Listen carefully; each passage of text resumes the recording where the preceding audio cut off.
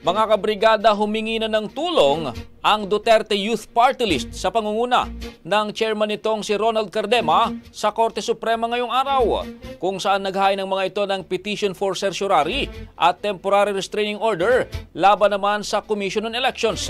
Ito nga ay matapos na isuspinde ng naturang komisyon ang pagproklama sa kanilang party list, bagamat sila ang ikalawang nakakuha ng malaking boto kasunod po ng Akbayan Party List. Ayon naman kay Cardema, tila grave abuse of discretion ang ginawa ng COMELEC laban sa kanila. Gate niya, kung sinuspindi ang pagproklama sa kanila, ay dapat din umanong ginawa ito sa iba pang kandidato o party list na kumakaharap ng kaso. Sa kasalukuyan, umaasa naman din si Cardema na kakatigan ng korte ang kanilang inihaing TRO para makilala ang boto umano ng mga Pilipino. Ang bahaging ito ay hatid sa atin ng Yummyvit ES2 Oral Drops. Simulang tuparin ang pangarap ng iyong anak. And stunting now!